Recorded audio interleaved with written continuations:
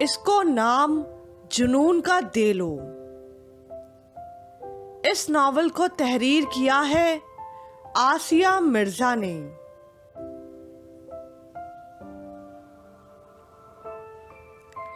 نواب صاحب اپنے تمام ساز و سامان کے ساتھ 75 کے ماڈل کی گاڑی میں بیٹھ کر احسن کے ہمراہ نہر تک آ گئے۔ احسن کو نہر کی تعمیر پھر اس کے پانی کی خاصیت بتانے لگے۔ اس میں نہایا نہیں جا سکتا کیونکہ پانی بہت یک بستہ ہوتا ہے۔ احسن نے پانی میں ہاتھ ڈال کر دیکھا تو نواب صاحب کی بات درست معلوم ہوئی۔ پھر کسی خیال کے تحت اس کی آنکھیں چمکنے لگیں۔ میرا خیال ہے پہلے کشتی کر لی جائے۔ اس نے نواب صاحب کو بیٹھنے کے لیے مناسب جگہ تلاش کرتے دیکھ کر جلدی سے کہا۔ پھر ان کا جواب سنے بنا ہی کشتی والے سے جا کر بات کرنے لگا۔ یہ کچھ زیادہ پرانی کشتی معلوم نہیں ہوتی۔ کشتی کی بناوٹ اور ساخت کو دیکھ کر نواب صاحب کا کمزور دل زور زور سے دھڑکنے لگا۔ آپ کی حویلی اور گاڑی سے تو کچھ کم پرانے ماڈل کی ہوگی، اس نے دل میں سوچا، اور نواب صاحب کو اطمینان دلاتے ہوئے ان کا ہاتھ پکڑ کر کشتی میں کھینچ لیا۔ کشتی اس جھٹکے سے پوری ہل گئی اور نواب صاحب دڑام سے گرے اور ابھی سنبھلنے بھی نہ پائے تھے کہ اس نے رسی کھول دی اور چپو سنبھال کر زور سے پانی میں مارا۔ پانی اچھل کر فوارے کی طرح کشتی میں آیا اور نواب صاحب کو نہلا گیا۔ وہ بیچارے ٹھنڈے یک پانی سے ٹھٹر کر لکڑی کے سخت تختے والے پٹ پر جا گرے اور دانت پیس کر احسن کو دیکھنے لگے۔ تم چلاؤ گے کشتی؟ دہشت سے ان کی آنکھیں پھٹ گئی تھیں۔ 2 انگلیوں سے نواب صاحب کو اس کی 2 انگلیاں یاد آ گئیں اور گاڑی کا وہ منظر۔ وہ احسن کو یہاں لا کر سخت پچھتا رہے تھے۔ ادھر سے ادھر لڑک لڑک کر ان کی ناتواں ہڈیاں تھکن سے چور ہو گئیں۔ 1-2 بار تو پوری کشتی ہی الٹتے الٹتے بچی تھی اور نواب صاحب کو پورا یقین ہو گیا تھا کہ یہ سراسر ان کے قتل کی سازش ہے۔ ایک بار جب کشتی بڑی لہر پر اچھلی تو وہ زور سے چلائے، لڑکے واپس چلو، مجھے تم پر قطعی اعتبار نہیں ہے۔ نواب صاحب، میرا کیا قصور؟ یہ تو کشتی ہی ایسی ہے۔ ساری کشتیاں ہی یہاں ایسی ہی ہیں، مگر کتنے سکون سے چل رہی ہیں۔ وہ دھاڑے۔ اب ان کے صبر کا پیمانہ لبریز ہو چکا تھا۔ اپنی پوری زندگی میں ایسی ہولناک تفریح انہوں نے کبھی نہیں دیکھی تھی۔ آپ ناحق پریشان ہو رہے ہیں، سکون سے بیٹھیں، دیکھیں کتنا مزہ آ رہا ہے۔ آسمان کس قدر دل فریب لگ رہا ہے اور فضا کتنی خوشگوار ہے۔ یہ پرندے دیکھیے کتنے خوشنما دکھائی دے رہے ہیں جب پر کھول کر اڑتے ہیں۔ اچھا تو پر بند کر کے بھی اڑا جا سکتا ہے۔ نواب صاحب کو اس کی منظر کشی ایک آنکھ نہیں بھا رہی تھی۔ ادھر ادھر لڑکتے ہوئے وہ خاک ماحول کی دل فریبی کو محسوس کرتے۔ وہ بس کھا جانے والی نگاہوں سے احسن کو گھورے جا رہے تھے۔ یہ دیکھیے سورج ڈوبنے کا منظر کتنا حسین ہے۔ سورج کی نارنجی شعاعیں پانی پر گر کر کیسا خوشنما منظر پیش کر رہی ہیں۔ خاک حسین ہے منظر۔ نواب صاحب غصے سے اپنی جگہ سے اٹھے، مگر احسن کے چپو بدلنے پر پھر اپنی سیٹ سے کچھ دور جا گرے۔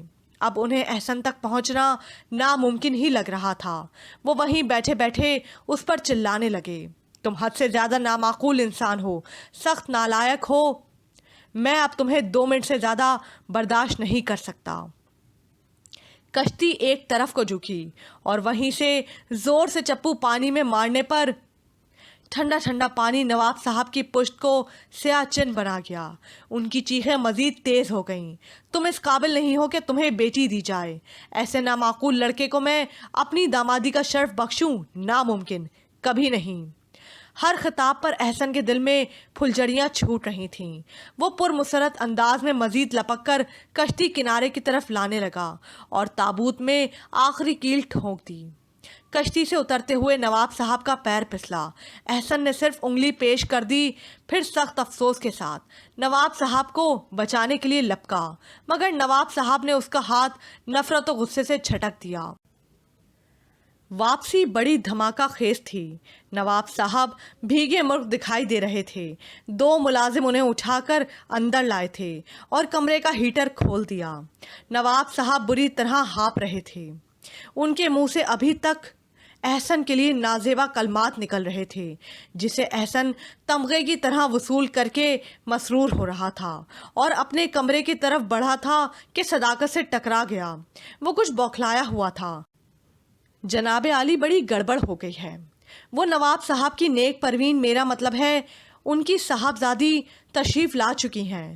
اوہ، احسن نے بھویں اچکائیں۔ کس مملکت سے تشریف لا چکی ہیں؟ وہ ہنسا۔ جناب عالی، آپ سمجھیں، وہ ویسی نہیں ہے۔ میرا مطلب ہے جو تصویر ہم سمجھ رہے تھے وہ ایسی نہیں ہے۔ اچھا، تو کچھ حسین و سین نکلی ہیں۔ اس نے صداقت کو راستے سے ہٹایا اور کمرے کی طرف بڑھا، پھر ایڑیوں کے بل پلٹ کر مسرور سے انداز میں بولا، تم سن رہے ہو؟ نواب صاحب چلا کر مجھے کیسے کیسے خطابات سے نواز رہے ہیں۔ سن رہا ہوں۔ صداقت کے چہرے پر مردنی چھائی ہوئی تھی۔ دیکھو کیسا کارنامہ انجام دیا ہے۔ اب بچے، چلنے کی تیاری کرو یہاں سے، سارا معاملہ چوپٹ ہو گیا ہے۔ اب نواب صاحب صبح میرا منہ بھی دیکھنا گوارا نہیں کریں گے۔ کب میرا نشمین اہل چمن گلشن میں گوارا کرتے ہیں، کب میرا نشمین اہل چلمن گلشن میں گوارا کرتے ہیں۔ وہ گنگناتا ہوا کمرے میں چلا گیا، پیچھے پیچھے صداقت۔ آپ میری بات سن نہیں رہے اور نہ سمجھنے کی کوشش کر رہے ہیں۔ تمہاری فضول گوئی سے بہتر ہے میں اپنے سامان کی پیکنگ کر لوں۔ ویسے سیدی، تمہیں پتہ چلا میں نے وہاں نواب صاحب کے ساتھ کیا کیا ہے؟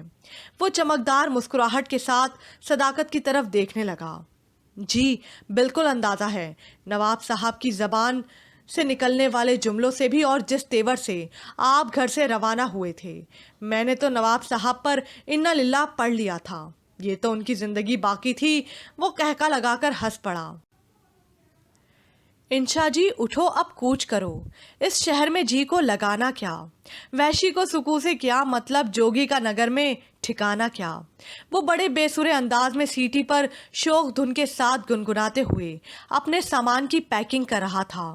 تبھی دھاڑ سے دروازہ کھلا اور جو چہرہ نظر آیا وہ ایک حسین لڑکی کا تھا، مگر چہرے پر جاہو جلال رقم تھا۔ بڑی بڑی آنکھیں شعلہ برسا رہی تھیں، ریشم جیسے بال شانوں پر بکھرے تھے، جسے وہ پیچھے کی طرف جھٹک کر اندر آئی۔ تو آپ ہیں احسن صاحب؟ کمرے میں یخلس سناٹا چھا گیا۔ صداقت نے جلدی سے منہ میں انگلی دبا کر احسن کو چور نظروں سے دیکھا، جس کی نظریں اس چولا جوالا لڑکی پر جمی تھیں۔ وہ احسن کے مقابل کھڑی تھی، پھر استدعائیہ انداز میں ہنسی۔ انشا جی اٹھیے اور کوچ ہی کیجیے کہ اس شہر اور اس گھر میں مزید آپ کو برداشت نہیں کیا جا سکتا۔ جو سلوک آپ نے ابا حضور کے ساتھ روا رکھا ہے اس کے مطابق تو ابھی اور اسی وقت مجھے آپ دونوں کا سامان بما آپ کے باہر پھینکنا چاہیے تھا، مگر چونکہ آپ سمن آنٹی کے بیٹے ہیں اس لیے پرانی دوستی کا لحاظ کرتے ہوئے آپ کے ساتھ رعایت برتی جا رہی ہے۔ امید ہے آپ دونوں حضرات صبح یہاں دکھائی نہیں دیں گے۔ وہ بل کھا کر پلٹ گئی، مگر کتنی دیر اس کے معطر وجود کی دھیمی دھیمی خوشبو کمرے میں محسوس ہوتی رہی۔ احسن جیسے ہوش میں آ کر صداقت کی طرف پلٹا۔ یہ کون تھی؟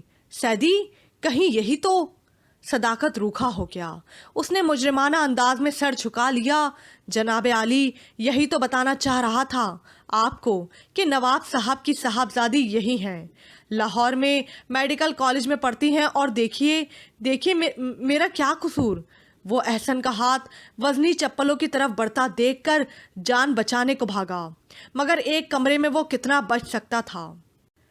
رات احسن کے لیے بہت بھاری تھی۔ وہ شعلہ جوالا لڑکی یکدم ہی اس کے حواسوں پر چھا گئی تھی، اس کے تصورات پر آویزہ ہو گئی تھی۔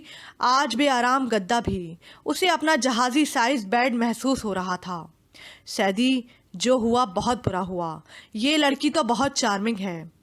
اف، دادوں نے کتنا صحیح رشتہ جوڑا تھا۔ ایک آہ دھوئیں کی طرح اس کے لبوں سے آزاد ہو گئی۔ صداقت نے بھی لمبی آہ بھری۔ سجنی سے کرو گے بہانہ کیا؟ وہ دیوار سے سر ٹکا کر احسن کے اس دھک میں شامل ہو گیا۔ آپ نے تابوت میں ساری ہی کیلیں ٹھوک دیں، کوئی راہ چھوڑی ہی نہیں، سارے تیر ایک ہی دن میں آزما لیے۔ ہائے اب بیٹھ کر کف افسوس ملیے۔ मुस्तकबिल की डॉक्टर ज़ौजा से हाथ धो बैठे हैं। शब बीती, चांद भी डूब चला, जंजीर पड़ी दरवाजे में। ये सब तुम्हारा किया धरा है। उसने खा जाने वाली नज़रों से सदाकत को देखा। लीजिए, मेरा ही कसूर निकाल रहे हैं। मैंने कहा था कि नवाब साहब को कश्ती में ले जाकर उनकी दुर्गत बनाइए, उन्हें जानबूझकर पानी में धक्का देकर पीछे हट जाइए, और ये कि बस इतने मासूम भी नहीं हो। 10 मन वजनी पाजेब का नक्शा किसने खींचा था? वो बारीक चोटी और काजल में लिथड़ी आंखें। वो मुझे इल्हाम हुआ था। मुझे क्या पता था कि वो नवाब साहब की बेटी नहीं, मुलाजमा ख़ास हैं।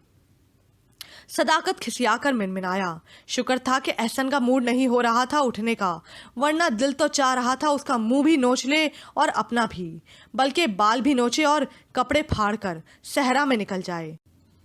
सैदी, अब मैं क्या करूं? मुझे तो उससे मोहब्बत हो गई है। वो नज़रें चुराकर सामने दीवार को घूरने लगा। सदाकत खांस कर रह गया। तो आप उस शेर अफगन के तीर का शिकार हो गए हैं, मगर अब क्या किया जा सकता है कि तीर कमान से निकल चुका है। कितनी दफ़ा कहा है इतनी गाढ़ी उर्दू ना बोला करो। उस पर सख्त झंझलाहट सवार थी। उसका दिल चाह रहा था सुबह ही ना हो और वो उस घर में पड़ा रहे, उस हसीना के बारे में सोचता रहे जो वाकई तीर चला गई थी। अब तो सीख जाइए गाड़ी उर्दू कि ससुर बहरहाल नवाब साहब ही रहेंगे, ससुर बदल नहीं सकता। सदाकत, उसने जैसे लंबी आँख खींची और आप ही ऐसी पुरसोस के सदाकत तड़प उठा। जनाब आली, नवाब साहब तो सुबह मेरी शक्ल भी देखना नहीं पसंद करेंगे। और देखा तुमने उनकी बेटी कैसे खड़े खड़े अंगारे फेंक गई? जी, बजा फरमाया, और यही अंगारे आपके दिल पर गिरकर फूल बनकर महक उठे हैं। तुम शायरी क्यों नहीं शुरू कर देते किसी वीरान जगह पर बैठकर? और सुनो, सुबह हमें कतई नहीं जाना। उसने फैसला कुन अंदाज में कहते हुए करवट बदल ली। आह, मगर नींद कहाँ आनी थी। आज शब तो आंखों की दहलीज पर वो ख्वाब बिखरे थे जो कांच की तरह चुभ रहे थे। सुबह बड़ी खुशगवार थी, या एहसन को ही महसूस हुई थी। कमरे से निकलते ही उसकी नज़रें उस हूर पर पड़ी। वो मुलाजमा को हिदायतें दे रही थीं। प्याजी रंग के शलवार सूट में हम रंग दुपट्टा ओढ़े उसके रुखसार भी उसी रंग के दिखाई दे रहे थे। सादगी में भी परकारी थी। उसे देखकर उसकी खूबसूरत नाक सुकड़ गई। कितने बजे रवानगी है आपकी? वो बज़ाहिर आम से लहजे में बोली, मगर हल्की सी नागवारियत और चुभन एहसन को वाज़े तौर पर महसूस हुई। वो उसके नज़दीक चला आया। सुबह ही सुबह ऐसी दिल आज़ार बातें नहीं करते। ये पूछिए कि नाश्ता किया या नहीं। कितनी बुरी मेज़बान हैं आप। मेरा ख्याल है ट्रेन में अच्छा खासा नाश्ता मिल जाता है। वो रुख मोड़ कर पलटने लगी कि वो घूमकर दोबारा उसके सामने आ गया। हल्के हल्के नम दराज बाल उसके चेहरे के गिर्द फैले दिल फरेब लग रहे थे। रंग, खुशबू, सबा, चांद, तारे, किरण, फूल, शफक, चांदनी, उनके दिलकश सरापे की तकमील में हुस्ने फितरत की हर चीज़ काम आ गई। वो नागवारी से पेशानी पर शिकने डालकर उसे तैश के आलम में घूरने लगी। ये क्या बदतमीज़ी है? ये बदतमीज़ी नहीं, शेर है। वो जल्दी से बोला, कायनात की सारी चीज़ों के नाम गिनवा दिए हैं, मेरी जहानत की दाद दीजिए। सदाकत हंसी छुपाने के लिए रुख फेर कर खड़ा हो गया। सारी रात एक शेर को याद करने में गुजार दी। हाय बेचारे जनाबे आली, तुम्हें पता है मैं यहाँ क्यों भेजा गया हूँ? वो उसके उठते कदमों के साथ खुद भी कदम बढ़ाते हुए बोला, तो वो रुक कर पलटी। जी हाँ। ओह, एहसन की आंखें उस दिए की तरह जगमगा उठी जिसमें ढेर सारा तेल डाल दिया गया हो। क्यों? मेरे बाप के जब्त की आजमाइश के लिए।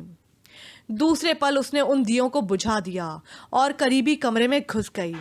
एक आह पुरसोज एहसन के दिल, फेफड़ों, जिगर, तिल्ली हर जगह से निकलकर फिजा को अफसुर्दा कर गई।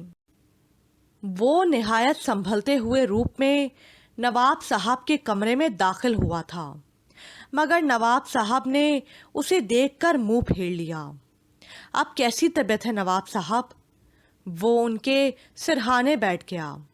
नवाब साहब अभी तक बुखार में फिनक रहे थे। मोटी सी रजाई के अंदर नाजुक सी जान तंदूर की तरह दहक रही थी।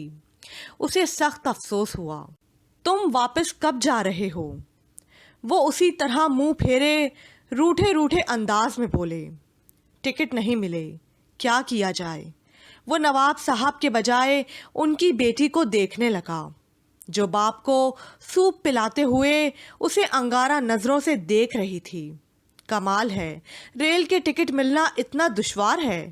کراچی نہ ہوا، امریکہ کا ویزا ہو گیا۔ چمچہ پیالے میں واپس رکھ کر وہ نیپکن سے ہاتھ پونچھنے لگی۔ ارے، امریکہ کا ویزا تو ہر وقت جیب میں رہتا ہے، کبھی کبھی کراچی جانا ہی دشوار ہو جاتا ہے۔ کیوں نواب صاحب؟ وہ خوامخواہ نواب صاحب سے بے تکلف ہونے کی کوشش کرنے لگا، مگر نواب صاحب کی طرف سے کوئی جواب نہ ملا، بلکہ وہ ہونس اس کی طرف سے منہ موڑے رہے۔ بہرحال ہوٹلوں کی کمی نہیں ہے یہاں، وہ اٹھتے ہوئے جتانے والے انداز میں بولی، مگر ہوٹل اتنے خوبصورت جو نہیں ہوتے۔ وہ بھرپور نظروں سے اسے تکتے ہوئے خمار آلود لہجے میں بولا۔ اس کے رخسار ہلکے گلابی ہو گئے، لیکن وہ جلدی سے رخ پھیر کر کمرے سے باہر نکل گئی۔ کسی اچھے ڈاکٹر کو دکھایا نواب صاحب؟ صداقت کے ٹھوکا مارنے پر وہ جلدی سے نواب صاحب کی دلجوئی کا فرض ادا کرنے لگا کہ بقول صداقت کے دشت پڑتا ہے میاں عشق میں گھر سے پہلے۔ اور وہ اس دن کو رو رہا تھا جس دن نواب صاحب نے اپنے پیروں پر خود کلہاڑی مارنے کے لیے سیر کا پروگرام بنایا تھا۔ ان کے پیر پر کلہاڑی لگی سو لگی، اس کلہاڑی نے تو اس کی اپنی تقدیر پر بھی زبردست وار کر ڈالا۔ پھر جی میں ہے کہ در پہ کسی کے پڑے رہیں، سر زیر بار منتیں درباں کیے ہوئے، ہو درباں کیے ہوئے، جی ڈھونڈتا ہے پھر وہی فرصت کے رات دن، بیٹھے رہیں تصور جانا کیے ہوئے۔ آپ اپنا یہ راگ الاپنا بند نہیں کر سکتے؟ میری پڑھائی ڈسٹرب ہو رہی ہے، وہ خفگی سے بولی۔ دل تو چاہا تھا سب سے موٹی کتاب سر پر دے مارے۔ وہ پودوں کو پانی دیتے ہوئے انتہائی انجان بن کر اسے دیکھنے لگا۔ مجھ سے کچھ کہا؟ جی نہیں، ان پتوں سے، پھولوں سے اور سوکھی ٹینیوں سے کہا ہے، جو گنڈا بر سے اپنا بے سرا راگ الاپ رہی ہیں، انہی سے کہوں گی، ظاہر ہے۔ وہ واپس بینچ پر بیٹھ کر کتابیں کھولنے لگی۔ نواب صاحب کی پسند کی غزل ہے یہ تو۔ پھر جی میں ہے کہ در پہ کسی کے پڑے رہیں، وہ عین اس کے سر پر آ کھڑا ہوا۔ تو نواب صاحب کو ہی جا کر سنائیے، میری جان کیوں عذاب میں کر رہے ہیں۔ اس نے کتاب دھپ سے بند کر دی۔ اڑتی ہوئی مکھی اندر ہی دب کر دم توڑ گئی۔ احسن نے سخت تعصب سے اسے دیکھا اور پھر اس کے ہاتھ سے کتاب چھین کر اسے کھنگالنے لگا۔ ایک قیمتی جان لے لی آپ نے، یہ سیدھا سیدھا قتل کا کیس ہے، یہ دیکھیے۔ اس نے کتاب کے صفحے پر دم توڑی ہوئی مکھی دکھائی، پھر اسے چٹکی میں پکڑ کر اس کی گود میں پھینکا۔ ذرا غور کیجئے کیسے تڑپ کر اس نے جان دے دی۔ ظالم، وہ دیکھ پاس سے اٹھتے ہیں چارہ گر، تیرے مریض ہجر نے توڑا ہے دم ابھی۔ ظالم، وہ دیکھ پاس سے اٹھتے ہیں چارہ گر، تیرے مریض ہجر نے توڑا ہے دم ابھی۔ وہ ایک دو پل اس طرح اسے گھورتی رہی جیسے قتل کر دینا چاہتی ہو، پھر اپنی کتاب اس کے ہاتھ سے چھین لی۔ آپ کب روانہ ہو رہے ہیں یہاں سے؟ وہ گویا دانت پیس کر بولی تھی۔ احسن نے انتہائی اطمینان سے گلاب کی ٹہنی سے سیاہ پڑتا ہوا گلاب توڑا، اسے ناک پر لے جا کر پوری شدت سے سونگھا اور اس کی طرف بڑھا دیا۔ ایک شرط پر، آپ میرے ساتھ روانہ ہونے پر تیار ہوں گی۔ میرا دماغ ابھی اتنا خراب نہیں ہوا، مگر میرا دماغ اتنا ہی خراب ہے، میں آپ سے اقرار لے کر ہی جاؤں گا۔ اچھی زبردستی ہے، آپ اس قابل ہرگز نہیں ہیں کہ ابا حضور آپ کو اپنی دامادی کا شرف بخشیں۔ وہ جھنجھلا کر بولی۔ چلیے ابا حضور کو رہنے دیجئے، آپ شوہر کا شرف بخش دیجئے۔ اس نے دھیمی سرگوشی کی تو اس کا چہرہ لوؤں تک سرخ ہو گیا۔ پلٹ کر ایک غسیلی نگاہ اس پر ڈالی اور بینچ سے کتابیں سمیٹ کر دوسرے حصے میں چلی گئی۔ یہ اچھی رہی جناب عالی۔ صداقت اچانک کہیں سے نمودار ہوا اور اس وقت احسن کو وہ بالکل بوتل کا جن لگا، مگر وہ جن جو بغیر چراغ رگڑے سخت بے موقع محل وارد ہو گیا ہو۔ وہ دانت پیس کر اس کی طرف پلٹا۔ مجھے تو نواب صاحب کی دلجوئی پر لگا دیا اور خود ان کی صاحبزادی کی دلجوئی کا فرض ادا کرنے لگے۔ چھوٹتے ہی وہ شکوہ کنہ لہجے میں بولا، تو کیا تمہیں سونپ دوں یہ فرض؟ وہ سلگ کر وہیں بینچ پر بیٹھ گیا۔ اٹھاؤ یہ پائپ اور سارے پودوں میں پانی دو، نواب صاحب کی روح کو بھی خوش کرنا ہے۔ آخر اس نے ترچھی نظروں سے صداقت کو دیکھا جو منہ بسور کر پانی کا پائپ اٹھا رہا تھا۔ تم ہی تو کہتے ہو دشت پڑتا ہے میاں عشق میں گھر سے پہلے۔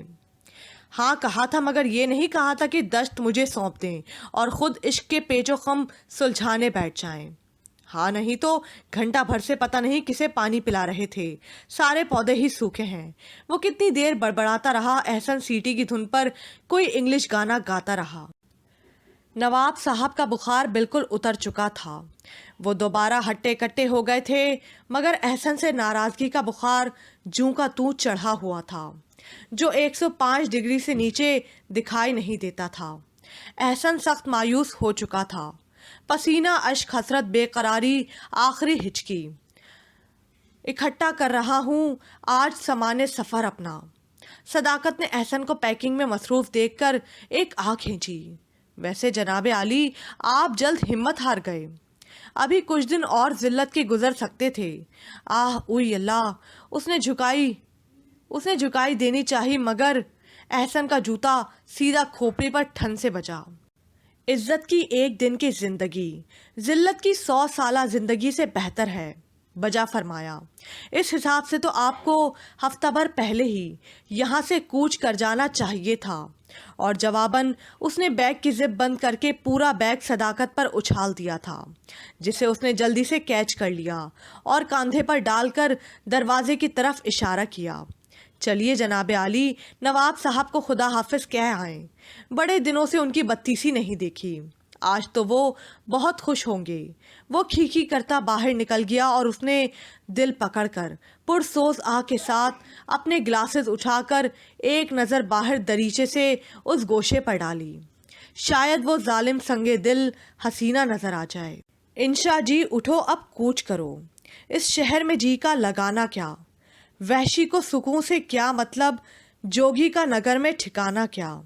اس روز جو ان کو دیکھا ہے ایک خواب کا عالم لگتا ہے، اس روز جو ان سے بات ہوئی وہ بات بھی تھی افسانہ کیا۔ اس حسن کے سچے موتی کو ہم دیکھ سکے پر چھو نہ سکے، جسے دیکھ سکیں پر چھو نہ سکیں، وہ دولت کیا، وہ خزانہ کیا۔ اس کو بھی جلا دکھتے ہوئے من، ایک شعلہ لال بھبوکا بن، یوں آنسو بن کر بہہ جانا کیا، یوں ماٹی میں مل جانا کیا۔ جب شہر کے لوگ نہ رستہ دیں، کیوں بن میں بیجا بسیرا کر، دیوانوں کی سی نہ بات کرے تو اور کرے دیوانہ کیا۔ واپسی کا سفر بڑا اداس اور ملول تھا، ایسی آزردگی دل پر رقم تھی جو کبھی خواب میں بھی اس نے دیکھی یا محسوس نہ کی تھی۔ اس کے لبوں پر چپکی مہر تھی، صداقت ہی سامان سیٹ کر رہا تھا۔ وہ کھڑکی سے لگا پٹری کی حد نگاہ تک پھیلی سیاہی کو دیکھ کر جیسے اپنے اندر اس کے سناٹے کو اتار رہا تھا۔ اسے اپنا دل ایسا اسٹیشن محسوس ہو رہا تھا جو عرصے سے ویران ہو، کوئی وسل نہ بجی ہو، کوئی گاڑی چھک چھک کرتی ادھر نہ آئی ہو۔ صداقت، میرا دل چاہتا ہے میں اس چلتی گاڑی سے چھلانگ لگا دوں، اس نے مرغ بسمل کی طرح تڑپ کر کہا۔ تو لگا دیجیے نا، انتظار کس بات کا ہے؟ صداقت کے بجائے کھنکتی نسوانی آواز نے اس کی سماعت کے ساتھ دل پر بھی مضراب مارا۔ وہ اچھل کر پلٹا تو آنکھوں کے آگے بجلی کا چھماکا ہوا تھا۔ وہ لبوں پر تبسم لیے اس سے ذرا فاصلے پر بیٹھی تھی، دونوں پیر اوپر چڑھائے نہایت اطمینان سے۔ اس کی نظریں اسی پر سے ہوتی دروازے پر گئیں۔ صداقت نواب صاحب کو تھامے اندر لا رہا تھا۔ सैदी, वो बेयकीनी से उसे देखता रह गया। समन आंटी ने कहा था छुट्टियां तुम हमारे यहाँ आकर गुजारना। सोचा वाकई यहाँ पड़े पड़े बोर हो जाऊंगी, आंटी के साथ ही छुट्टियां गुजार लूं। वो बेपरवाही से कहकर रुख मोड़कर उठी और सामने की सीट पर खिड़की के पास जाकर बैठ गई। ये आप वहीं भूल आए, इसे तो साथ ले जाते। उसने अपने बैग से विग निकालकर उसकी तरफ बढ़ा दी। वो विग देखकर खिसिया गया। नवाब साहब को सदाकत ने सामान में उलझा रखा था। वो मौका पाकर जल्दी से अपनी जगह से उठकर उसके बराबर आकर बैठ गया। और समन आंटी के बेटे के साथ उम्र गुजारने के बारे में क्या ख्याल है? ये कहते हुए उसने भरपूर नज़रों से उसे देखा। उसके प्याजी रुखसार यखलख्त सुर्ख अनार हो गए। उनके बारे में तो अब्बा हुजूर ही फैसला करेंगे।